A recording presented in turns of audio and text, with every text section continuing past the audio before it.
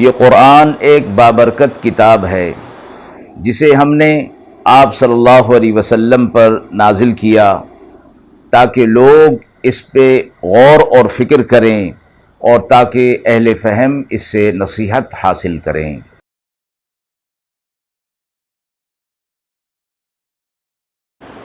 بسم اللہ الرحمن الرحیم۔ السلام علیکم ورحمۃ اللہ وبرکاتہ۔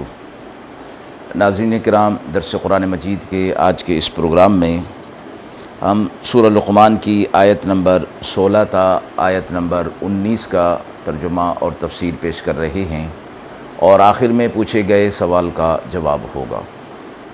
اعوذ باللہ من الشیطان الرجیم، بسم اللہ الرحمن الرحیم۔ یا بنی انہا ان تک مثقال حبۃ من خردل فتكن في صخرة أو في السماوات أو في الأرض يأت بها الله إن الله لطيف خبير۔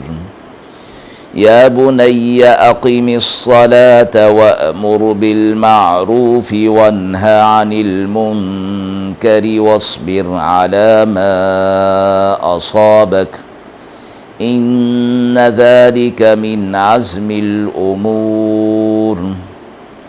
ولا تصعر خدك للناس ولا تمش في الأرض مرحا إن الله لا يحب كل مختال فخور۔ واقصد في مشيك واغضض من صوتك إن أنكر الأصوات لصوت الحمیر۔ آیات مبارکہ کا ترجمہ ملاحظہ فرمائیں۔ اے بیٹے، اگر کوئی چیز ہو رائی کے دانے کے برابر، پھر وہ کسی پتھر میں ہو یا آسمانوں میں ہو یا زمین میں ہو، اللہ اس کو لا حاضر کرے گا۔ بے شک اللہ چھپی ہوئی باتوں کو جانتا ہے اور خبر رکھتا ہے۔ اے بیٹے، نماز قائم کرو اور اچھی بات کرو اور بری بات سے منع کرو، اور اس حوالے سے تحمل کرو جو چیز تمہیں پیش آئے، بے شک یہ ہمت کے کاموں میں سے ہے۔ اور اپنے گال مت پھلا کر لوگوں کی طرف رکھو، اور زمین پر اترا کر مت چلو، بے شک اللہ کو تکبر کرنے والا، بڑائیاں کرنے والا پسند نہیں۔ اور اپنی چال میں اعتدال رکھو اور اپنی آواز کو پست رکھو، بے شک بری سے بری آواز گدھے کی ہے۔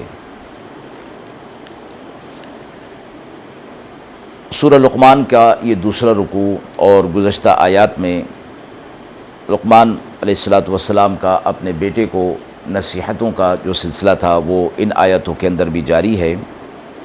ایک نصیحت پچھلی آیت کے اندر گزر گئی کہ جس میں انہوں نے فرمایا تھا کہ اے میرے بیٹے، اللہ کے ساتھ کسی کو شریک نہ ٹھہرانا، کہ یہ بہت بڑا ظلم ہے، یعنی شرک بہت بڑا ظلم ہے۔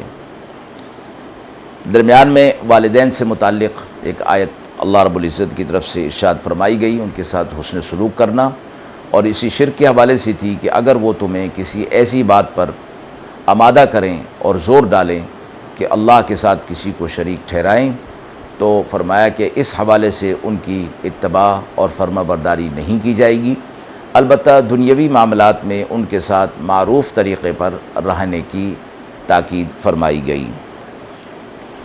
مذکورہ آیت میں لقمان علیہ السلام کی دوسری وصیت ہے، اور وہ یہ کہ اس بات کا پختہ اعتقاد رکھا جائے کہ آسمان اور زمین اور اس کے اندر جو کچھ بھی ہے سب کچھ اللہ کے احاطہ علم میں ہے، اور اس کی قدرت کاملہ کے اندر موجود ہے۔ کوئی چیز کتنی ہی چھوٹی سے چھوٹی کیوں نہ ہو جو نظروں میں نہ آ سکتی ہو، اور اسی طرح کوئی چیز کتنی ہی دور دراز کیوں نہ ہو، اور کوئی چیز کتنے ہی اندھیروں کے اندر کیوں نہ ہو، آسمان میں ہو، زمین میں ہو، جہاں کہیں بھی ہو، اللہ کی نظروں سے وہ چھپ نہیں سکتی۔ تیسری نصیحت لقمانی فرمائی گئی کہ اعمال واجبہ شریعت میں تو بہت سے ہیں، لیکن سب سے بڑا اور اہم عمل نماز کا ہے۔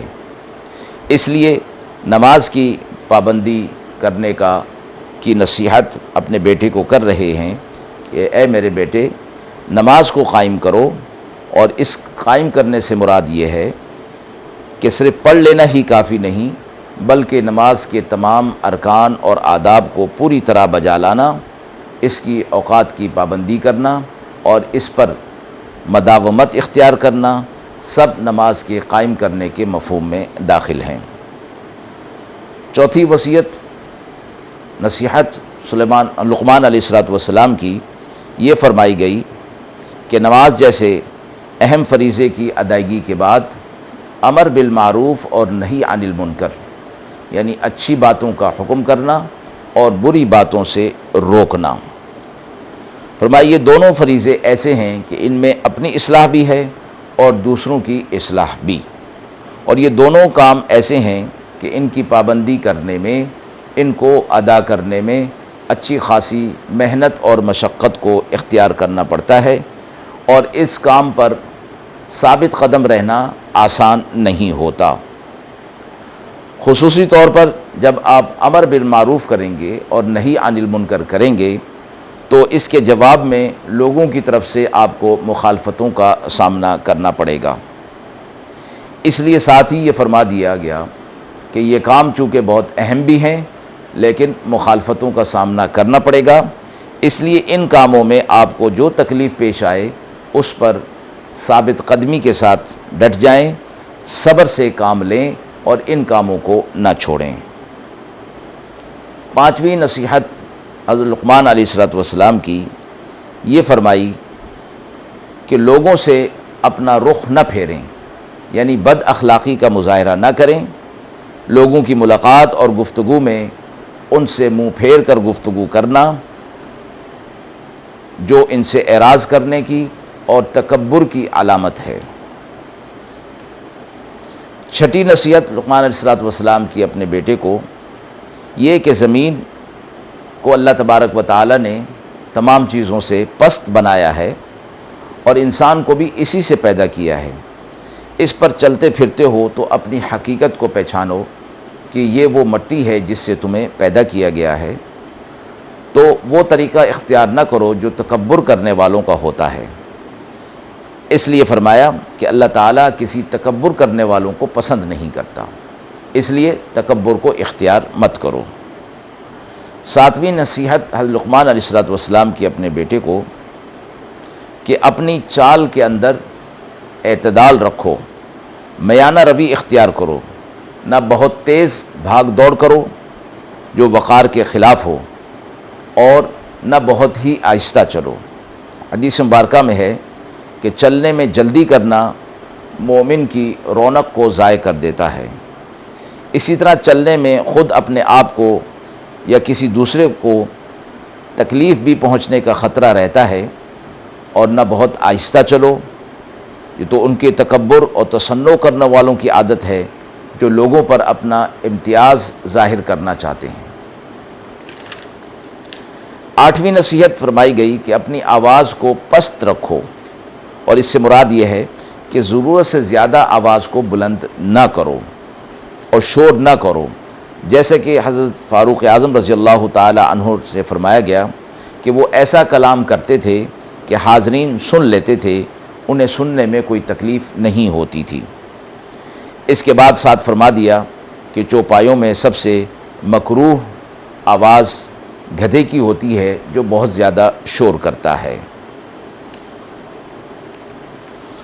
آیات کے حوالے سے سوال پوچھا گیا ہے کہ مذکورہ آیات میں معاشرت کے آداب بتائے گئے ہیں، وہ کیا ہیں؟ لقمان علیہ السلام کی اپنے بیٹے کو نصیحت دراصل معاشرتی آداب میں سے ہیں، اور یہاں 4 چیزوں کا ذکر خصوصیت کے ساتھ کیا گیا۔ اول یہ کہ لوگوں سے گفتگو اور ملاقات میں تکبرانہ انداز اختیار نہیں کرنا چاہیے۔ دوسرا یہ کہ زمین پر اترا کر چلنے کی ممانعت فرمائی گئی۔ تیسرا، اپنی چال کے اندر اعتدال رکھنے کی ہدایت کی گئی۔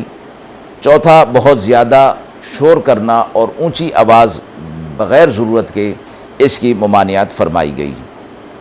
جناب رسول اللہ صلی اللہ علیہ وسلم کی عادات میں یہ سب چیزیں جمع تھیں۔ شمائل ترمذی میں ہے کہ حضرت حسین رضی اللہ تعالیٰ عنہ فرماتے ہیں کہ میں نے اپنے والد حضرت علی رضی اللہ تعالیٰ عنہ سے دریافت کیا کہ حضرت صلی اللہ علیہ وسلم جب لوگوں کے ساتھ بیٹھتے تھے تو آپ صلی اللہ علیہ وسلم کا کیا طرز عمل ہوتا تھا؟ انہوں نے فرمایا، رسول اللہ صلی اللہ علیہ وسلم ہمیشہ خوش و خرم معلوم ہوتے تھے۔ آپ کے اخلاق میں نرمی اور برتاؤ میں سہولت مندی تھی۔ آپ صلی اللہ علیہ وسلم کی طبیعت سخت نہ تھی، بات بھی سخت نہ فرماتے تھے، نہ اونچا بولتے تھے، نہ فحش گو تھے، نہ کسی پر عیب لگاتے تھے، نہ بخل کرتے تھے، اور جو چیز دل کو نہ بھاتی اس کی جانب سے غفلت برتتے تھے، مگر دوسروں کو اس کی طرف سے نا امیدی نہیں دلاتے تھے۔ اگر حلال ہو اور اس کی رغبت ہو، اور جو چیز اپنی مرغوب نہ ہو تو دوسرے کے حق میں اس کی کاٹ نہ فرماتے تھے، بلکہ خاموشی اختیار فرما لیا کرتے تھے۔ تین چیزیں آپ صلی اللہ علیہ وسلم نے بالکل چھوڑ رکھی تھیں۔ نمبر 1 جھگڑا کرنا، نمبر 2 تکبر کرنا، اور نمبر 3 جو چیز کام کی نہ ہو اس میں مشغول ہونا۔